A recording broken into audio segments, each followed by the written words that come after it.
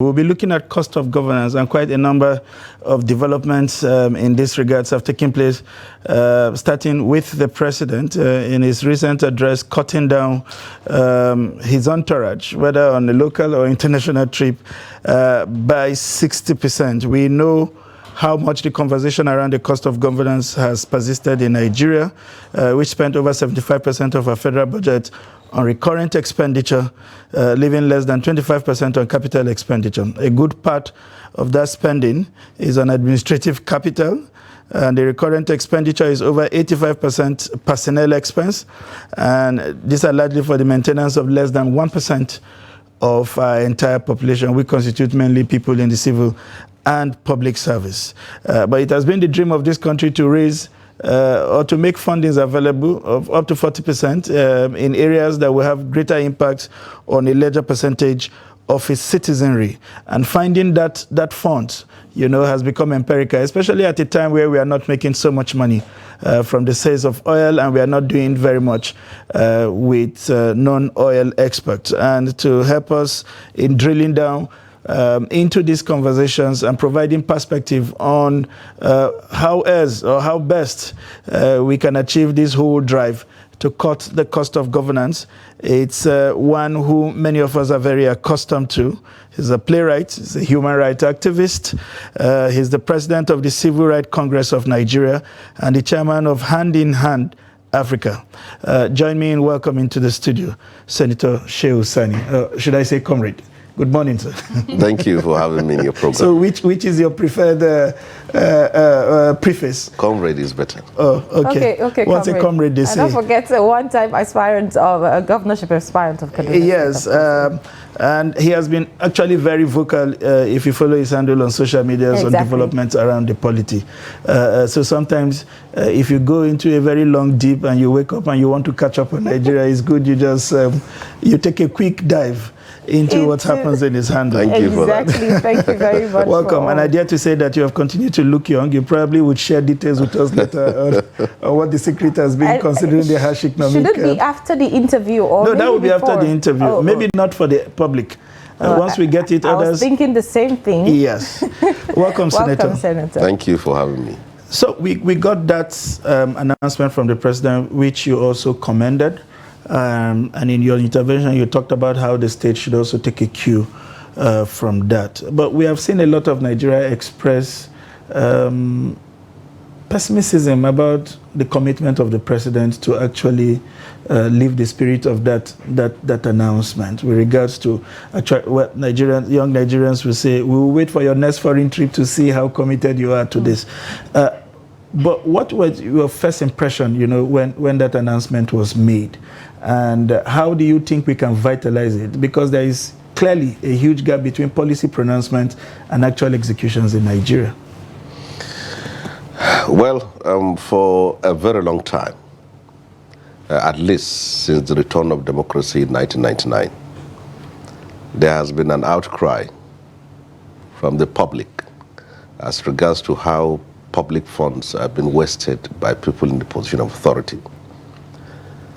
And this criticism has arisen out of the need to conserve our resources and channel it to where it should be used.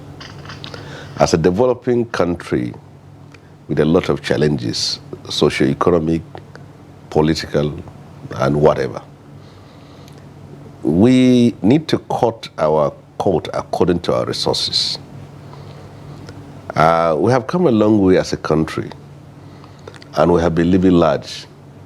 And our leaders don't see themselves as leaders of a developing country. They try to imagine themselves as leaders of a Western country or an oil-rich country. And once you have this mentality, you will not be able to cut down to the realities of your country. Now, the outcry over the way public funds have been wasted at this very moment is precipitated by the hardships and suffering which our people are undergoing presently. With the removal of subsidy, people have found themselves in one of the most tightest corners in their history. People cannot pay their rents, they can't pay the school fees of their children, they cannot feed, they virtually can't do anything. And there was call by the government for people to make sacrifices. And the same government insisted that these sacrifices will yield result. And if sacrifices have to be made, it has to be done across board. It is not the poor that should suffer the consequences of an economy they never mismanaged. And they should not be the guinea pigs of any economic experiment. So if the government is serious about cutting the cost of governance, then it should be across board. The presidential announcement is unprecedented in the last 24 years since the return of democracy. At least after Umar Musa Yar'Adua, with the exception of Umar Musa, who lived a prudent life, whose lifestyle was patterned, was one which he does not value or does not glorify wealth. All governments since 1999 have not realized the need for them to do what the president now has announced. So, hold on. Yeah. Cutting the travel expenses by 60% is a significant step. Local government chairmen, state governors, ministers, the president, and public office holders are living very large. There was a time a train crushed one of the NTA staff in Kubwa. That's right. And we were scheduled to visit the families. A minister was coming after the visit. The vehicles that I personally counted are almost close to 30. I mean, escorting the minister. You go to other countries that are better economically, and they have addressed the basic needs of their people, and they have resources and reserves far ahead of us. You don't see a minister with more than one vehicle. So, cutting the travel expenses by 60% is an appreciable step, but it is talkism. It has to go beyond that. It has to go across all areas, sectors, and spheres where the federal government or those in the position of authority are wasting public funds. Okay. You talked about tokenism, and part of some of the concerns that have been raised, that the president's commitment should have gone beyond just travel, or his entourage, as the case may be. We have seen in recent time, as I'm sure you would have noticed, the use of the presidential jet just about everyone in government. You see them in public functions that have no relevance to governance, and they are there with the Air Force One. Just every member of the first family now seem to use the Air Force One to all kinds of ceremony. Officials of government that should be boarding public transport system or public flights are using the Air Force One probably for condolence or showing up at weddings and all of that. Do you think that beyond the entourage, this statement should be expanded to several other areas so that we can begin to see sanity, and perhaps maybe other public officers will begin to take cues? You see, since 1999, most government comes into power and everything was done like ad hoc. It's a marathon. You come, you bring policies and programs, and before you attain all the policies are collapsed or they are not implemented, and these things here. So when we have a new president who has a background of being in the trenches and agitating for fundamental reforms in Nigeria, this is the time to do it. If we have to cut the cost of governance in Nigeria, we have to do a structural reconfiguration of the country, where in every aspect we now adjust ourselves to the realities of ourselves. When I say structural configuration of this country, it is what some people say is restructuring. You see, this is a nation of 224 million people. Approximately, and democracy is 24 years old. Right.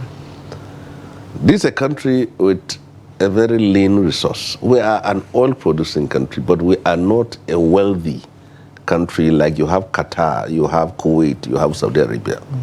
Looking at the resources in tally or in tandem with the population we have. Now, if you want to do a fundamental reset of Nigeria, you have to look at all spectrum. We cannot have a country that has 360 members of House of Reps, 109 senators. That need to be addressed. 36 states that are simply administrative carve-outs have state assemblies and commissioners. A president is constitutionally also enabled to appoint one person per state as a minister, and then zonal. Before you know, you are having up to 50 ministers. Now, when you look at this, you will see where our resources are simply going to service bureaucracy, to service political structure, to service political power. And we have to tell ourselves, if we look at countries that have advanced, like Indonesia, Malaysia, South Korea, you don't even go to Germany, Netherlands, that are all democracies. If you look at these countries here, one of the fundamental reforms they took to be where they are is to make sure they cut waste to make resources available for the economic transformation of their country. You go to a certain ministry in Nigeria, you see not less than 1,000 people employed. And this is a job that can be done with 25 people. Then you ask yourself, is that what we want to do? For example, in the investigation that has been going on, especially with the case of CBN, then you ask yourself, if all this gross misconduct and looting must have taken place in the Central Bank of Nigeria, where is the National Assembly? You are paying 360 people, 109 people, salary, allowances, running costs, and before their very eyes, all these things took place. So, Tinubu has cut his travel expense by 60%, but he has to go further. There is the Oransai report that has been lying on the table for over a decade on how to restructure Nigerian civil service. You ask yourself, why is that report not implemented? I will give you one typical agency of government. For example, you'll have a federal agency that has offices in all the 36 states. And then they will say, okay, also, that agency have zonal offices, one in Kaduna, one in Jos, one in Maiduguri. And you go to zonal office and find that they are doing nothing. Because all the state branches come to Abuja. So, President Tinubu has done a good job. But now it's for Nigerians to monitor. Because saying it is one, and then implementing is another. He is cutting the travel expenses, means convoy, means allowances. But who is going to make sure that that is not simply a political talk? So that's why the citizens have to be involved. So, if you are, I am a senator who served for 4 years. That's right. And I know what happens in the National Assembly. Every year, every reps and senator is entitled to a new vehicle. Every year? Yes, whether you are re-elected or not re-elected, every year. So if there are people that have been in National Assembly for 20 years or 22 years, it means that every 4 years they have new vehicles. And this is a country where we are being surrounded and being challenged by the needs for us to deploy our resources to where it's needed. So Tinubu should go beyond that. If we are going to reform Nigeria's economy and achieve our economic goals, sacrifices is necessary. It shouldn't be one side. It should be general. Because right now, if you cut the travel expenses of your government and the state governors refuse to do it, what it is, during the last Christmas and New Year holiday, all the 36 governors chartered planes and moved to Lagos To go and congratulate to go and greet the president. G-R-E-E-T, the president. This is a man they see every day when they come to Abuja. And you can imagine if you're a governor of a northern state and you have to move with your commissioners and whatever to fly to Lagos.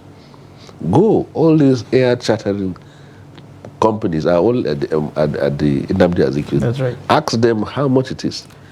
So the president should not encourage this. Where are we coming from? We come from an 8-year journey of Buhari, 2015 to 2023. At least when he came to power, there were a lot of expectations and hope. People were confident and very hopeful that this is a man who lived relatively a prudent life. And he has made a lot of statements and commitments before he took over power. First of all, he challenged the issue of subsidy, and even to the point that who is subsidizing who. He raised the issue of presidential jets. That's right. But he spent all the 8 years, and we simply moved from one profligacy to another. So right now, that's why people will appreciate what Tinubu has done, because they have not been able to see this, at least for a very long time, even if it's just a mere statement. Okay, comrade, let's take it to, during the public presentation or consultation rather of the 2023 to 2026 MTEF, where the Director General of Budget of the Federation was talking about how the government is going to systematically cut down the cost of governance. And he mentioned a lot of things, a range of things that the government would do. And then months, let's say several weeks later, we're seeing that the president of the country is coming up with cutting the cost of governance when it comes to people who follow him on international or local travels. Do you think that that is some sort of a diversion of the attention of Nigerians from other things we're expecting the government to do? And what do you think about the time frame for these decisions to be made by the Tinubu administration? Well, you see, why the inventors of democracy invented the National Assembly is for it to perform the role of check and balances. If you don't have National Assembly, you don't have a parliament, you simply have a strong executive power. You have a king whose word is a law. Like when Napoleon Bonaparte said, I'm distinct. So without the National Assembly, whoever is holding the position of the executive, either at the state level or he is the state, because whatever he said becomes a law. Now, when this budget was presented to the National Assembly, at least during our time, it is impossible for us simply to rush to pass budgets without due diligence and scrutiny of every page of what we have presented. And that's why the 8th Senate, I'm not boasting or denigrating the 9th or the 10th National Assembly, but I'm saying everyone knows that during the Saraki tenure, we held the executive to account on every aspect of governance and policies. Now, from the Lawan era to this time, there is more emphasis on meeting up the deadline than a qualitative and forensic analysis of the budget by the National Assembly. There is no need for you to rush. The Constitution and the law has given you enough time to work on it. But they simply want to meet the 31st of December deadline. And as such, many things are not properly scrutinized. Forget about the State Assembly. What happened in State Assembly is sad because everything the governor wants, he gets it. The Speaker and the principal officers were simply boys of the governor, and everything he wants is getting. If you attempt to raise any issue at the State Assembly, they suspend you and they penalize you. So you can see the states are simply a jungle in which the national resources and budgets are simply being wasted. Hold on, I'm coming for them. Now, what happened inside the budget is key to the issue of cutting costs of governance. Look at Nigeria's budget and see. Every year, you see ministries, department, agencies buying computers. Mm-hmm. Every 12 months. There is no item that takes a lot of money like computers. And because they have a lot of languages they use there. Computers, Wi-Fi, Roam, this and that. So they have said so many things there, and the cost is there, and you simply lump the sum. Lump the sum. And then feeding. From the state government to the federal government. When you see the budgets that are made for feeding presidential palace and governorship houses, then you ask yourself, these are money enough to set up food factories. There is always budget for furniture. Okay. There's always budget for transportation. There is so much budget for so many things. It only requires a National Assembly that will go item by item, going down. You will see agencies of government, ministry, department, agency of federal government, some under Ministry of Agri, some under Science and Technology, some under transportation. All of them having budget for roads and street lights. Mm. Not Federal Ministry of Works. That's right. Yes. Rural roads, rural street lights, and so many things. So we can't cut the cost of governance if we don't do a diligent work on the budget. Because the documents in the budget is so bulky.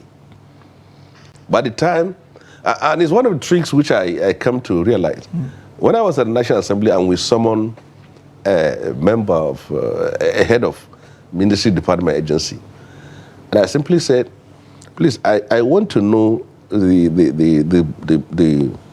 cost of furniture in your office, which you have put in the budget. He'll bring you about 300 pages. Instead of just one page to tell you this is what he wants. So in this aspect, you have a bulky budget and you have 2 to 3 weeks for people. So everything seems like a formality. Mm. They invite you, head of government agency, you come, you talk, you clap at each other, and then you leave. And that is why the parliament lost its respect when it doesn't do its job. Yeah. And this is why we are still suffering this kind of. But it seems the National Assembly has no problem with whatever is happening, because this is a recurring decimal. Every time we're budgeting for things that are not relevant at the expense of the ordinary Nigerians. Why is it so? Yeah, it is so because I told you, the emphasis is to meet up time. And when you have time to meet up, you don't do, there is enough time for you to do 3 to 4 months of work on it. But they simply want to meet 31st of December deadline. So now you have an executive that has a new budget at hand and that also has an outstanding budget. So they are almost at freedom, at liberty to do whatever they want to do. This is a budget that's supposed to start working from, let's say, April, a new budget, but you have passed it since 31st of December. So the National Assembly is simply not doing its work. So is there a problem with our budget cycle now in Nigeria? Well, it's not the budget cycle, it's the caliber of people that are in the National Assembly. Because if you cannot question head of MDAs on the kind of money which they inserted. But you see, the whole thing also borders on this kind of complicity between the National Assembly and head of MDAs when it comes to budget padding. In some cases, they say budget insertion, and some they say it's budget padding.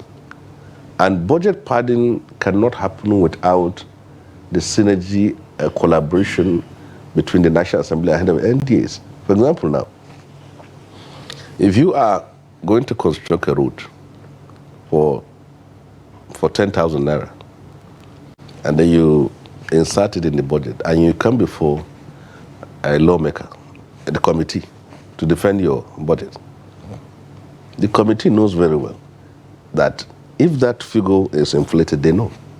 Because many of them are experts, many of them are contractors. They know. But if they have interest in that project, they will not raise an eyebrow.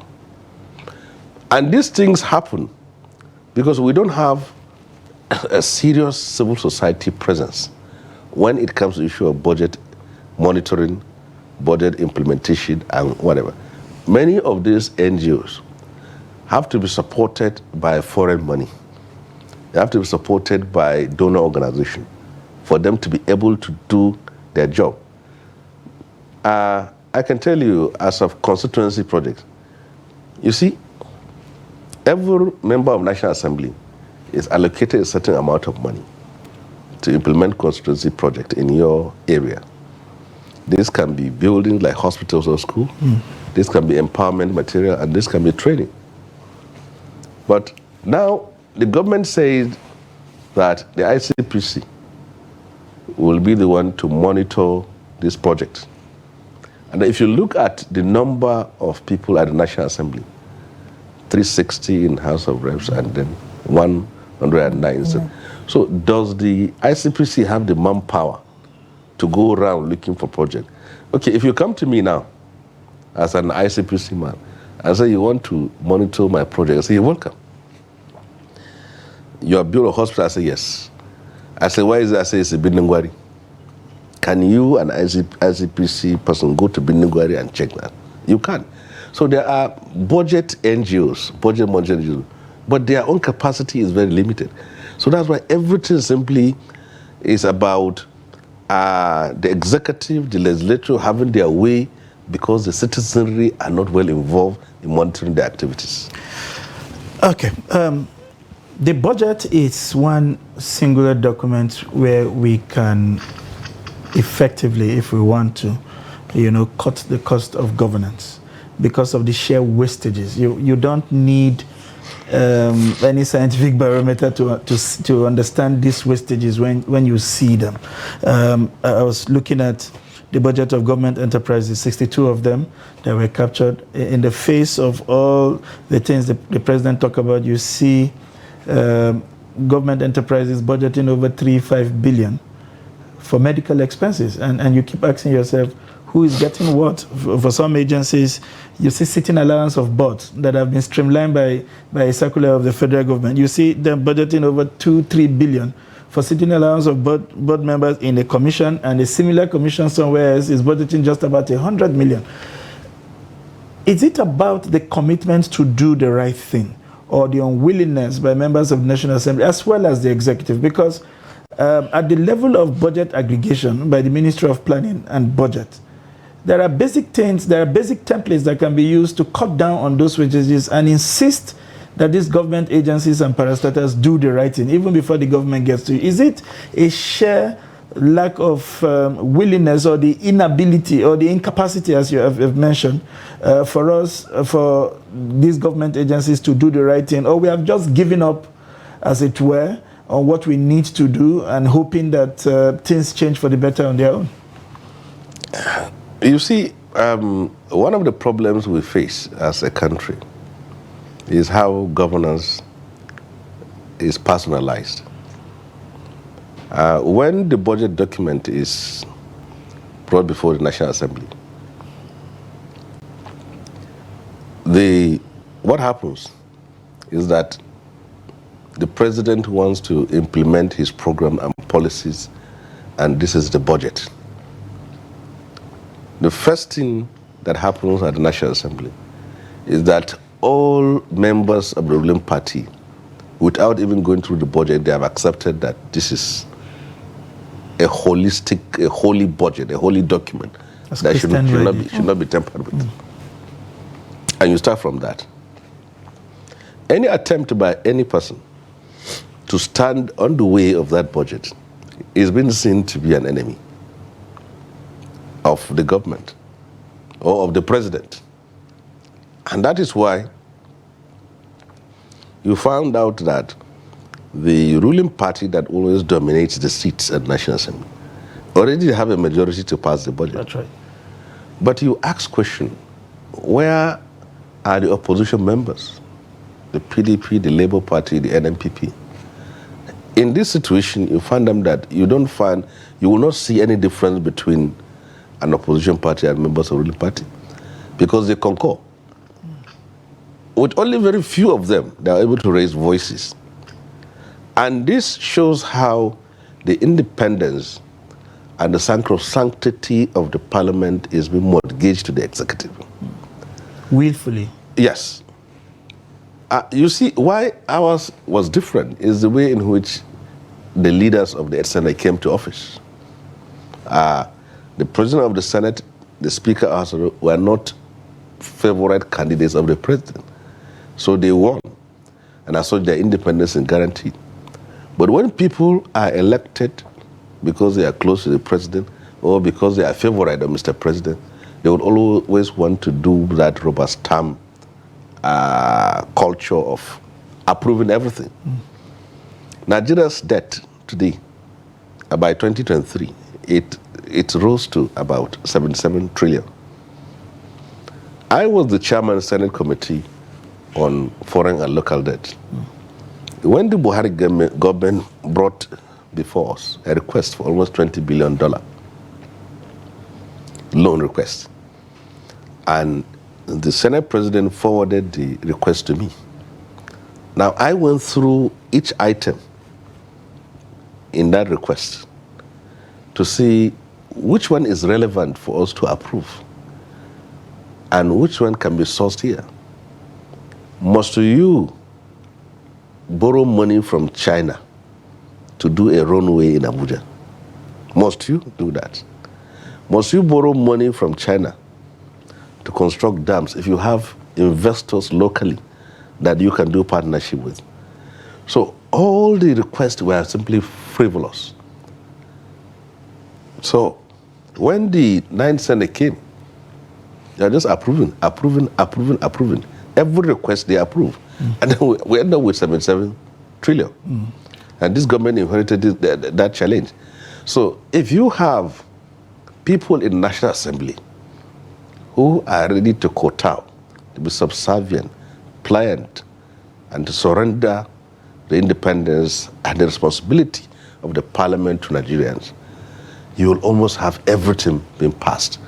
And you may not blame the ruling party because they always want their president to move on.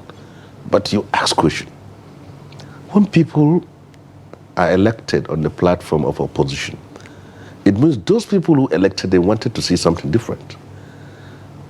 They didn't vote for an APC candidate, they voted for a PDP or Labour Party or an NPP candidate. So it means that those people who voted you wanted to see something different from what the people in the ruling party are doing.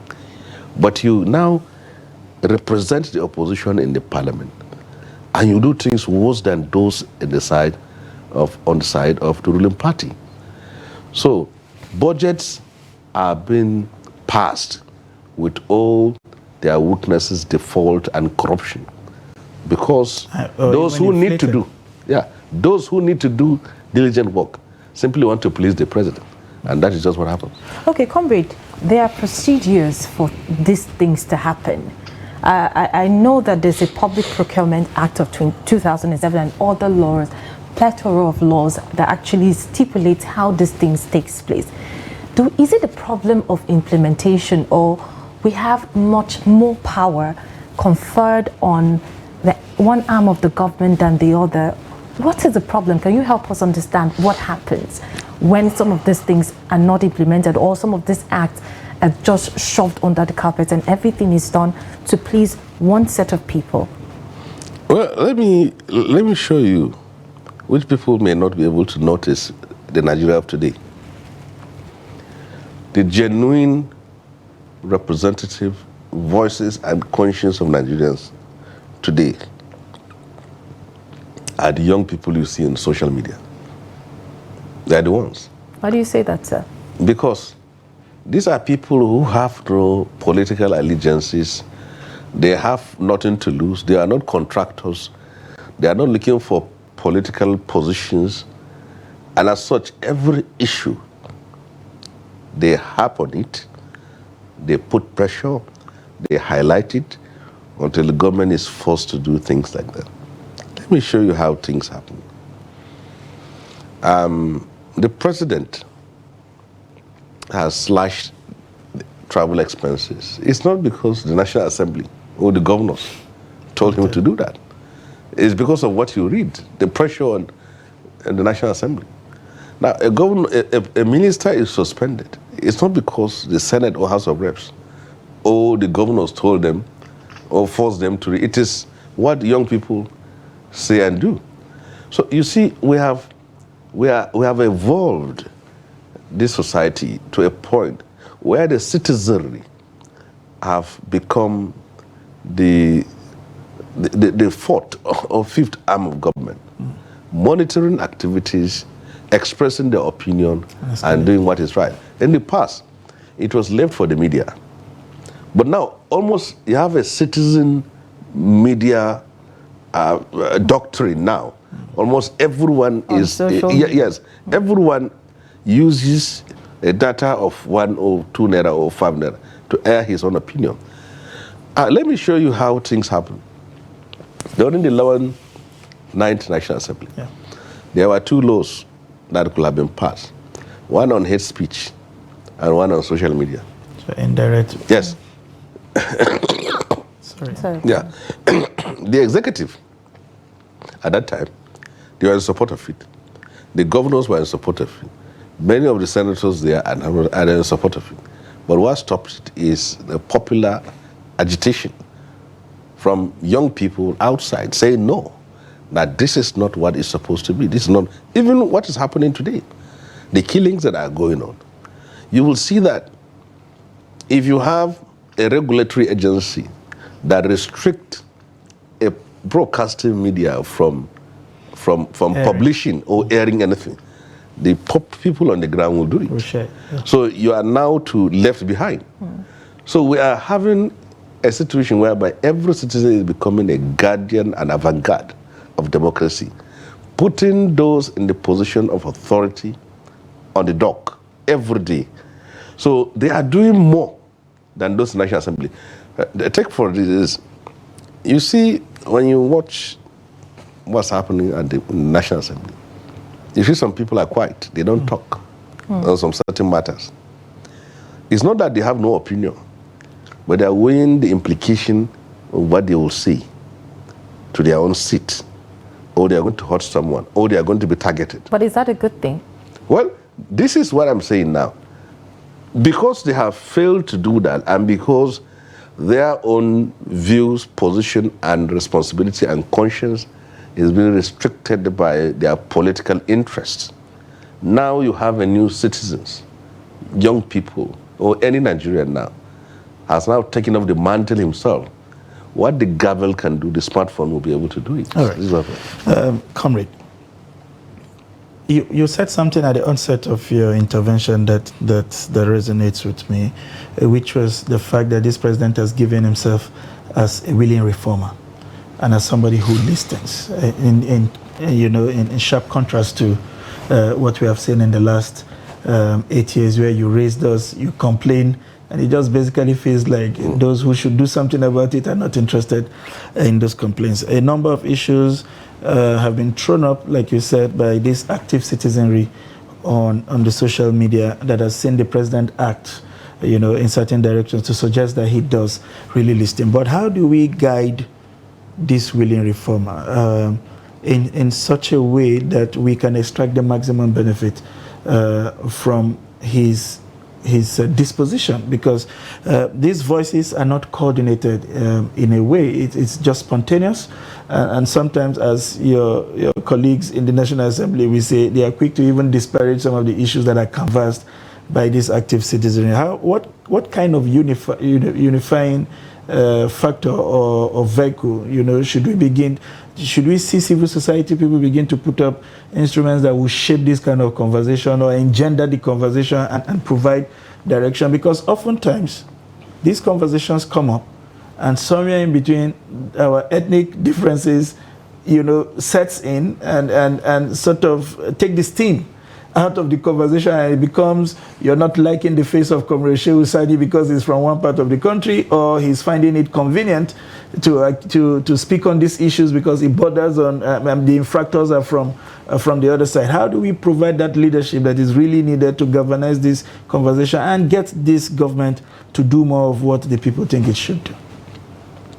Yeah, your question can be sieved through the past and present experiences of Nigeria and governors. One past, I mean the last 8 years before the coming of this administration. We have come from a journey, a government that has a different mindset than the one we have today, or at least relatively different. In the last 8 years, an Inspector General of Police will complete his term. Instead of a new one to be appointed, they will extend it by 2 years. And then when the 2 years reaches, extended by 6 months. When the 6 months reaches, extended by 3 months, and then 2 weeks, and even 3 days. They did that to immigration. They did that to prison service. They did that to police. They did that to service chiefs. They did that to many heads of agencies. As if the last president don't know anybody in Nigeria, doesn't know anybody. It's only those persons. So this time around, things are not along that path. Secondly, you know it very well that where we come, what has happened in the last 2-3 days in Nigeria couldn't have happened. Where you have a minister that has erred, and then people rose up. The last president we had will never take any action on this. He will look at it and then give you hope that the government is doing something about it, and then nothing will be done about it. So, but this one here is listening, and he is doing it. So it's not about praising him, but we are coming from something different from what we are having here today. Now, going to your question, many crimes and many acts of misconduct have been condoled by our society for religious, ethnic, and other sectional reasons. Killings have been happening in northern Nigeria since during the time of Jonathan.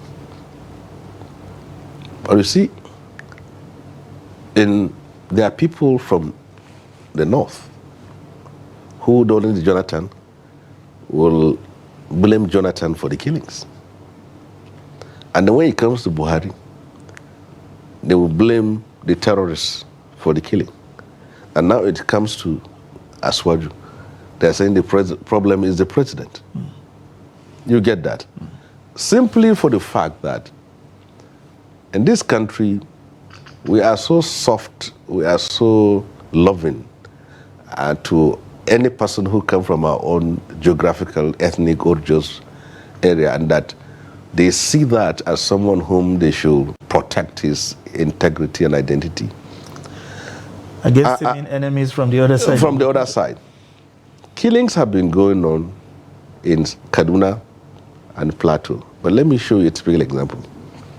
In Kaduna, there are killings in southern Kaduna, kidnappings, burning down of houses from where the predominantly Christians are, but also happen in the northern part where the Muslims are.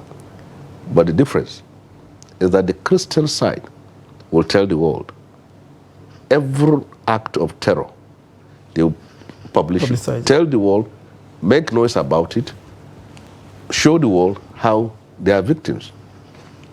Why do people don't hear from the northern side?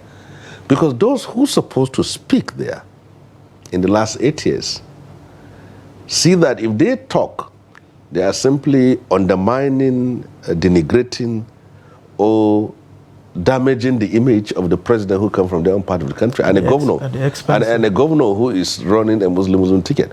So that's why when you come to the National Assembly, the most vocal legislators, lawmakers, are the one from Southern Kaduna. It's only when I was there, I would say no. My people have been killed in Beningwari. My people have been killed in Igabi. My people have been killed in Giwa local government. And you can't say because the president is a northerner, I should not stand up and demand. These are not mere statements. These are all facts. We leave footprints now. You can Google them and see what happened. But my colleagues from the northern side will never speak. They don't want to be seen talking. They don't want to be. So the world will only know about the killing in Southern Kaduna. They will not know about Beningwari. They will not know about Giwa. They will not know about Zaria. They only know of Southern Kaduna. So that's what happened. Right now, I must say, there is a more serious security presence despite the killings. Ribadu intervention in Lagos and Kaduna, Abuja Road, and other security agents have been doing a good job. Even last few days, I was the one who broke the news that there was kidnapping. But it was an isolated case. For a very long time, people have started developing confidence. So what is happening? We can only build upon it. We must keep aside ethnic, religious, and sectional sentiment when dealing with national issues. I expect, after the killings in Plateau, for northern leaders, traditional rulers, religious leaders, elected and unelected public officials, and civil society groups to converge in Kaduna or Jos, to proffer solution to the new government. This is what we want, and this is how it's supposed to be done. But everybody is only interested in going there to pay condolence. And then after condolence, they move away from Jos, another attack happens, and then you go again. You can't fight terror if you are a divided people. The terrorists killing the people of Southern Kaduna and Plateau are the same terrorists killing Muslims in Zamfara, in Sokoto, in Niger, in Kaduna, in Katsina, in Yobe, in Borno State. Terrorists have no religious preference. They can even kill their members. But when you have what we have today is such a way that if terrorists attack Southern Kaduna and Plateau, you'll find out that basically those who will be criticizing and condemning the terrorists are Christians.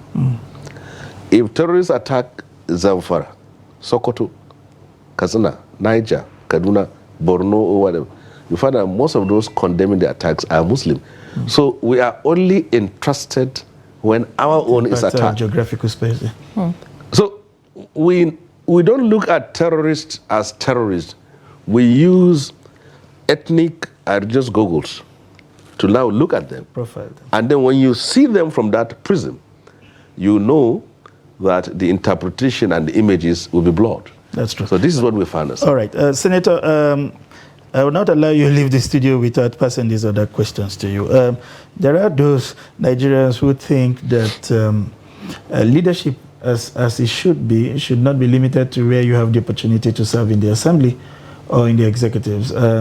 And that in and out of office, once you are an opinion leader, you should, like you have rightly said, continue to intervene in some of this public discourse and provide shape and direction, because you have seen certain things that are very close. Do you think we are seeing that kind of leadership from people like you who had been in the assembly before and out, not who are not serving in any government capacity, who are now free, who are not burdened by who would find their statements palatable or whether or not they please the president? Do you think we are getting leadership from those kind of people who have worked in institutions like yours and know where these problems are, and that can help people point at this problem and mount or exert public pressure to extract policy statements or differences in those? Are they doing enough? And if not, why are they not speaking up despite not being in power? You see, sometimes there was a senator friend of mine who, when we sit down with him, has a very strong opinion on matters, national issues. He was a former senator. But time and time again, I will arrange for him to speak to the public. He said he will not. And I wonder, what are they afraid of? You are not in the National Assembly, and you are still timid in terms of expressing your views. Perspective. So I don't understand. Maybe it's because of the background. I'm not a professional politician. We are activists, and then we find ourselves in politics. And we have been in the struggle for democracy in Nigeria, and we have paid our dues. And we have been groomed and drilled in the struggle, and we have no fear of expressing our opinion. But people are reserved in their opinion, especially the northern part of Nigeria. If the killings that happened in Tinubu had happened in the south, the noise could have been 1 million times more than this. If the killings that happened in Plateau and in part of Kaduna, it's happened in the south, people could have been out of it. But our people have developed a culture over the years of keeping quiet on matters simply because the person, if you see them talk, for example, I watch a northern group that is castigating President Tinubu for the insecurity in northern Nigeria. I called the person who organized that press conference. I said, where were you for the 8 years of Buhari? You have not spoken. So you condole killings and kidnappings just because the person there is our brother, is our uncle, we are the same from the same ethnic group, Hausa Fulani, and then you now are talking because someone is not from there. And I said, now, if we look at it from that point of view, then we have a problem. That's why you will see the statement coming in from Ohaneze and the Ferry is sharper, more vociferous than the one coming from Arewa Consultative Forum. Yeah. It was even the northern elders that changed the narrative. If you can't and you will not hold people to account simply because they come from your own part of the country, you will be the ones to suffer. And if you criticize government simply because the person in the position of power is not from your own part of the country, then you're not being sincere to yourself. All right. Thank you so much. We're pressed for time. I'm sure there are lots of discussions we'd like to unpack with you this morning, but we appreciate you being on the show this morning. Thank you so much for sharing your insight with us. Thank you for having me. And of course, our guest has been Senator Shehu Sani, though he prefers to be addressed as comrade, and he's one-time governorship aspirant of Kaduna State. I think it will be bad if you combine the comrade and the senator and the fashion of Nigeria. Of course, a former legislator, he's a playwright, he's an author and a human rights activist, and he has been unpacking some of the issues concerning cost of governance. And of course, we did talk about security. Of course, that's what you get with Senator Shehu Sani in the studio. And this is not the end of Daybreak. We'll return with the national dailies and what's making the rounds this morning. Stay with us. Join us for the 21st Daily Trust Dialogue and presentation of the 2023 African of the Year. This year's theme, Tinubu's Economic Reforms, Gainers and Losers, will be chaired by Dr. Shamsuddin Usman, former Minister of National Planning. Guest speakers, Wale Edun, Minister of Finance and Coordinating Minister of the Economy. Dr. Victoria Akai, Immediate Past Director General, Abuja Chamber of Commerce and Industry. Comrade Joe Ajero, President, Nigeria Labour Congress. This event takes place at NAF Conference Center and Suites, Kado Expressway, Abuja on Thursday, 25th of January 2024, 10 a.m. Attendance is free, and you can watch the live broadcast on Star Times, Channel 164 or Nicomsat free to air. For sponsorship, branding, and participation, please contact 081-5176-4600 or 080-3392-8902. Don't miss this insightful dialogue shaping the economic landscape in Nigeria. Right now, it's time for us to look at some of the selected national dailies and see what's happening in the country today. This selected national dailies, or the national dailies, kind of give us a sense of what the tune of the country is this morning. And like we do in the studio every time. We start with the Daily Trust. I have a copy here with me, and look at this with very shouty lead story this morning, a very sad one. And it says that bodies of 11 Fulani arrested by soldiers found in Kaduna forest. The writers attached to the story says, I was taking my son to the hospital when he was arrested. Our houses raided, property taken away, that's coming from a headman. And we don't kill people after arrest. Army responds to that attack, and we are looking into the matter. And that's coming from the Kaduna government. Page 4 has details of that story, the lead story.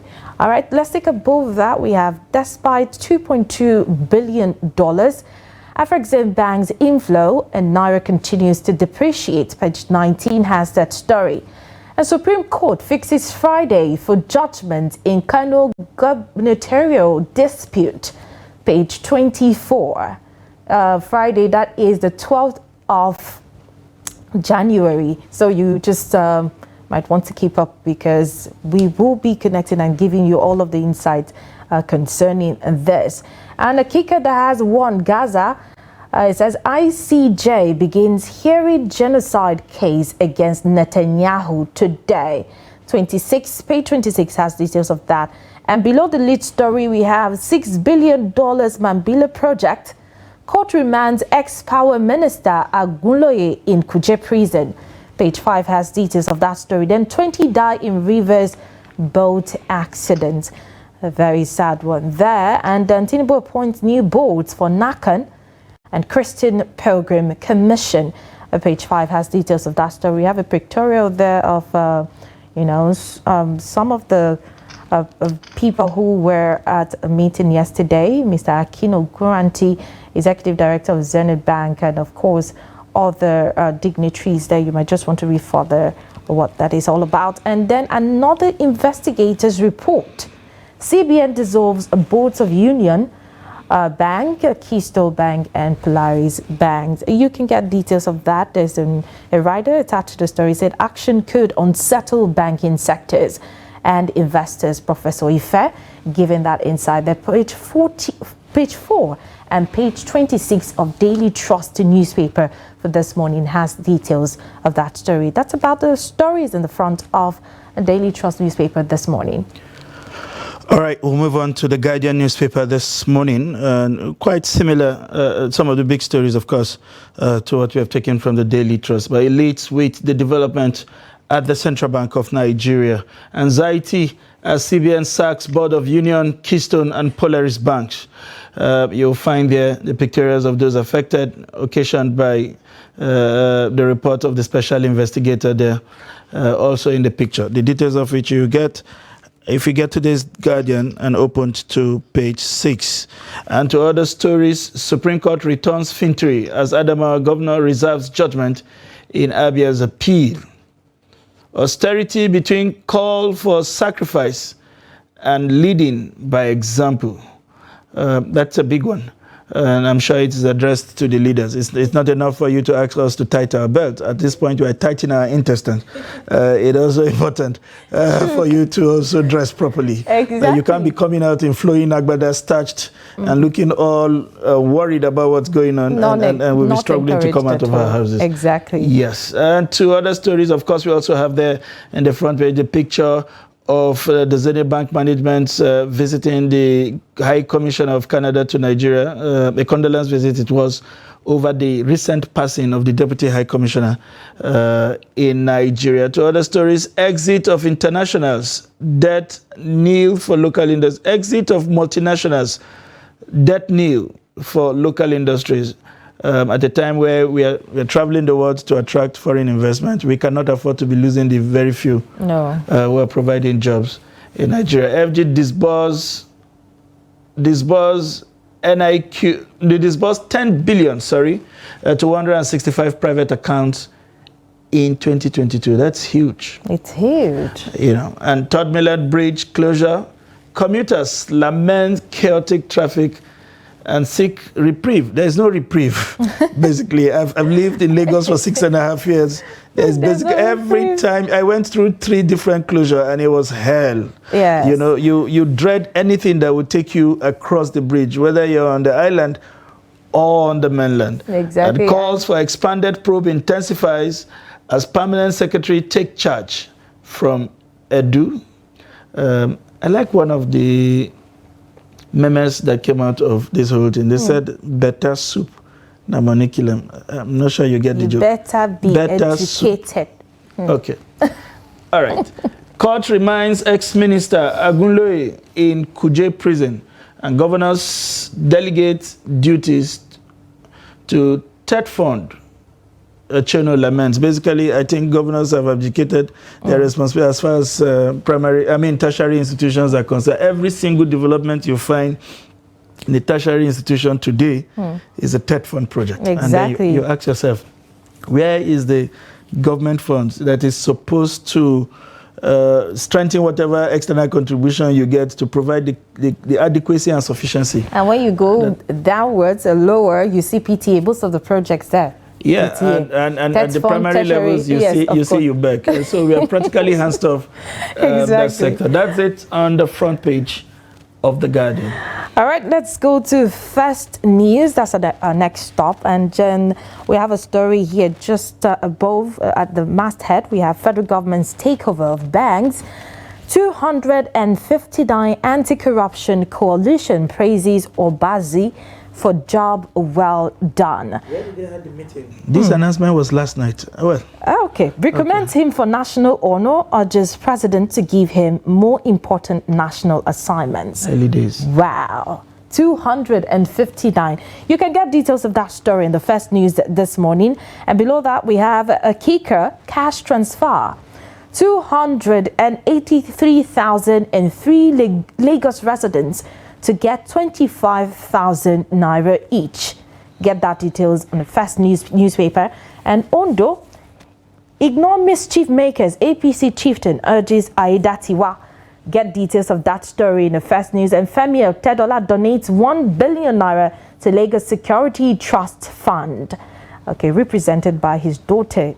That happened yesterday. You might get details of that when you read further. And then $6 billion Mambila scandal. Court remands ex-minister Agunloye in prison. And then there's a special investigators report here in the First News newspaper front page. It says federal government aces 4 banks over CBN looting as Apex Bank takes over Union Bank, TTB, Polaris, Keystone, Sachs Management, and Birds, and then merges them to form 2 government-owned commercial banks, and also considers new names for merged banks. Maybe in the coming days, we'll probably be hearing, a very strange bank name, and you probably would think that this came from here. But let's move lower. We have real reasons Better Edu fell out with Halima Shehu. That's the NSIP boss that was suspended. This is coming from sources you can read further. And we seized illegal goods worth 16 trillion naira in 2023, says Custom. And no more indiscipline in Waterways Authority. That's coming from Oyeba Miji. And then on AFCON 2024, go for the goals. David Mark urges Super Eagles. And as Super Sport makes U-turn, decide to show matches. And the last one says, I will support Tinubu without apologies, says Atiku's ex-aide, Bwala. I'm so excited about the AFCON, though. Yes, we get to watch it. We have different choices to make where to watch African Cup of Nations now. The biggest broadcast network in Africa and pretend not to have the funds to pay to show the AFCON, because you thought that because you are the biggest, you don't have to pay premium to show those programs. Not even this edition that's looking like Nigeria will clinch the trophy, I'm not sure where the optimism is coming from. Well, but it's good that they are going to show I'm very optimistic about this one. I hope I've so been optimistic before, but my optimism was dashed to the mud, but I will keep being optimistic the about little this. optimism I have. I'm a very good Nigerian. Okay. Let me join my optimism to yours and hope for the best. especially at a time where we need a lot of distractions from all that is happening in the politics. To Business Day, and that will be our last before we take a deep dive into some of the issues that are making the covers this morning. Biggest banks dominate trillion naira clubs as stock soars. There is a massive boom on the Nigeria Stock Exchange. It's not an advertisement for what is going on there. Look at but there's that. so much happening in the opening days of 2024, and all of the tier one banks, Daily Trust reported that yesterday at the expense of taking some glory back home. All of the tier one banks are now in the trillion naira clubs. They have all their capitalizations have crossed the trillion naira mark, and that's a good thing if you consider what's happening to the economy. Exactly. And I'm sure that is what Daily Trust is celebrating today with its lead story. And to other stories on the front page of Business Day, schools pause fee hike as cost of living crisis worsen. I'm not sure how they will cope with that. The people who teach there are also Nigerians. They are buying from the inflated prices that we get from the market. And somehow, I'm sure they would end up passing the buck to the average household. Manufacturing investment dips 53.8% as reforms yet to kick in. We are seriously waiting on that. FX stability, automation, seen driving maritime growth. And CBN dissolves boards management of Union, Keystone, and Polaris Bank. Constant blackout fails to dim Disco's revenue haul. That's always the problem with Nigeria. Exactly. Businesses making billions in the face of an economy that is nosediving. Yes. In this case, we are not seeing the light, but the revenues of the Discos seem to be surging. The contrast in the way things work in Nigeria is beyond the thinking of an average. You just can't reconcile it. You cannot be making the kind of billionaires we make in this country when over 90% of your average citizens are unable to earn something good enough to feed them in one day. You keep wondering, and this is the part where I say, I think Discos and all of the relevant authorities need to educate Nigerians. They need to come clean. Come clean, educate Nigerians. Tell us, give us account of what is happening. Because this seems to be like a cliche. Now we keep talking about the power industry, and now look at what has been happening. Yesterday, the former Minister of Power, and then you keep thinking, this problem didn't start today. It probably started before he became the Minister of Power, and it just keeps going on and on. We just need to see a change in this country. All right, this is the part where we introduce our guest, who is already seated, to give us his own perspective of what he thinks of some of the stories that made the front pages of the newspaper. Maril Nasrullah, Editor-in-Chief, Deadline Newspaper. It's a pleasure to have you join us this morning. Good morning. Thank you for coming. He couldn't make it last week. No, he bailed on us. That was the announcement we made to the leaders. He bailed. He was you are softening the language now that is able to do. No, but they told us he bailed on us last week. So wherever he was, or rather, he went to, we have paid the ransom, and he's back in the studio. Thank you for coming. The message has been decoded properly. Yes. Yes. Whatever it was, the price we needed to pay, we have, and he's back in the studio. It's good to have you join us, Madam Nasir. Yeah, good to be here. And looking at the front page of Daily Trust newspaper, you probably be wondering what is going on and who gives us answers to this kind of situations. What can you make of bodies of 11 people that were arrested by soldiers found in Kaduna Forest, and Army is saying that we do not kill people? What can we make of this? Well, I don't think it's good for the image of, the military, because some of the parents that spoke to Daily Trust actually said their, words were taken by the military, only for them to recover their corpses some days after. So I also saw the military trying to say that, no, we don't do that, unless if maybe in the course of exchange of fire or something like that, but we don't kill people after arrest. So I think it's now for an independent authority, probably the federal government. I'm also happy that the state government has already made it clear that they will follow up on the matter. So I think they should work hand in hand with the federal government so that we will have a neutral body that will get to the bottom of this. Because I remember this is not the first time that something like this will be happening. I remember in 2004 or so, Daily Trust did a story, some commercial motorcyclists were arrested in Kaduna, and after some days, they were buried, I think at the Bashama Road cemetery.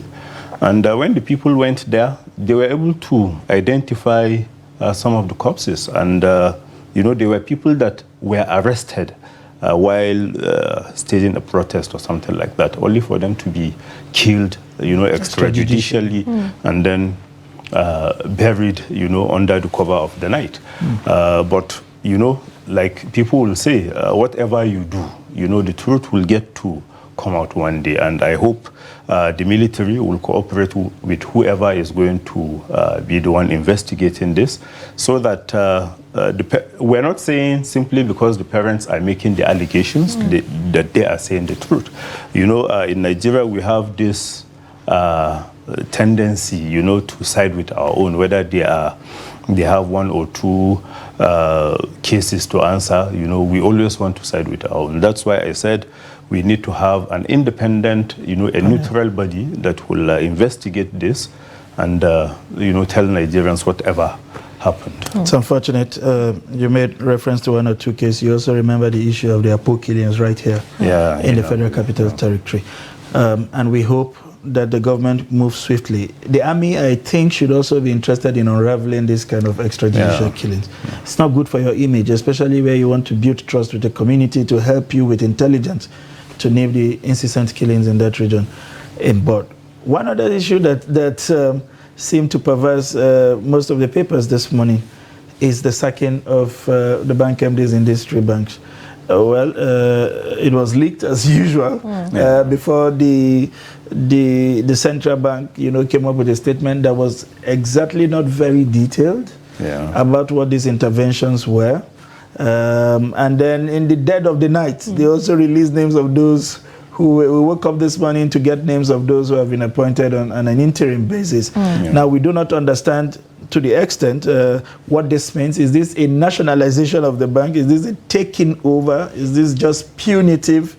And because I spoke to one or two board of directors, even though they are not willing to speak openly, that have said they were asked to resign. What this means, we probably will get to know as the day unfolds. But what do you make of this move? There had been a special investigation. He submitted reports to the president. As the tradition is in Nigeria, we probably would have seen a white paper, taking some decisions that will even be administrative to correct the processes that give birth to those things and probably have some implementation. But in this case, he submitted a report in December, and by January, 3 bank MDs are gone. Transactions that were done run into hundreds of millions of naira, probably now in a state of confusion, because both those who invested and those who work in the bank are not exactly sure of what's happening. Let me have your take on all of what has transpired. Honestly, I think the Apex Bank has lots of explanations to make because, like you said, that statement was very short. It was not detailed. In fact, there was no mention of anything that had to do with the special investigation, that the president ordered.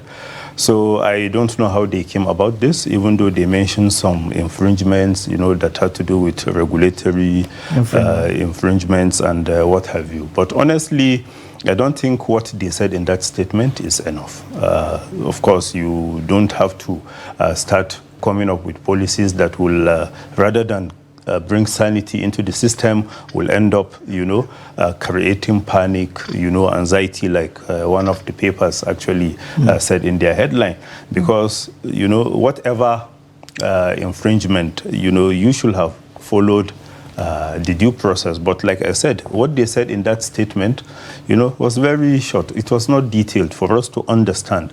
Probably in the coming days, just like they did with the announcement of those they appointed on the interim, because that should have been part of the initial statement. But they released the statement like 5-6 hours after, when we have gone to bed. And they all like they were not sure of the names until the dead of the night. So when I saw the story actually this morning, I said, is it somebody also leaking the story? Because that's actually what happened with the first one.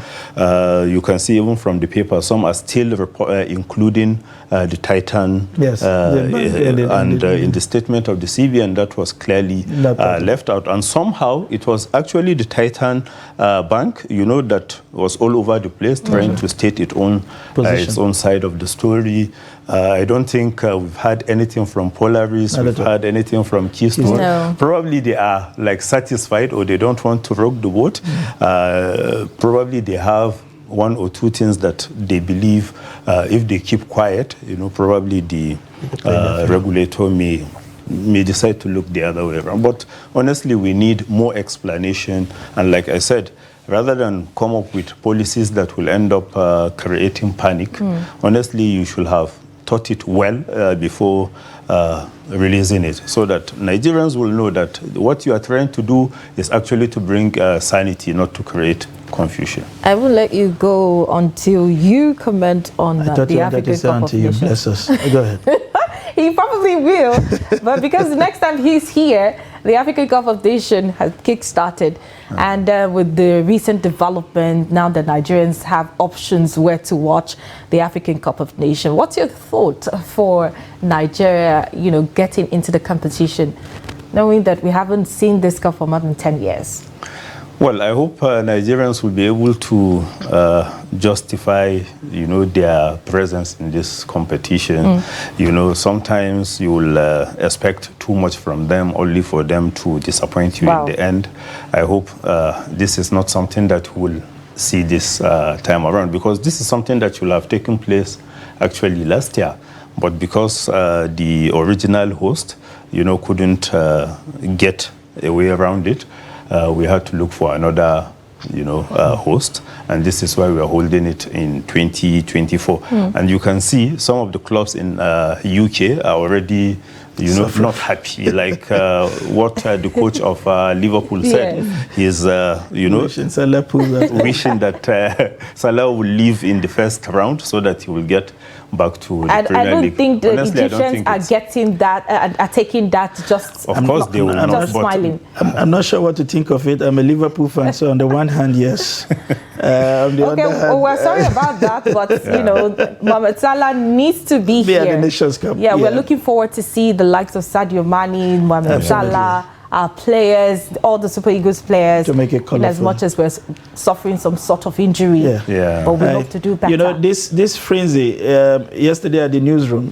when we were trying to bring this up, some people didn't understand what was going on, and it's the same thing with my wife. She said, so sometimes when I come back very tired and I need to watch a football match, she says, I don't understand the obsession. 24 people and over 50,000 running after a leather ball. I'm trying to just put it in a hole, but it's as interesting as it gets. It's one thing that unites us as a country, and we wish the Super Eagles all of the best and injury-free competition. We have lost so many players already, and we hope that that's all that we have for it. Thank you very much once again. For finding time to, and I hope you don't bail on us next week. No, I will not. Thank you for having me. I'll take your word for it.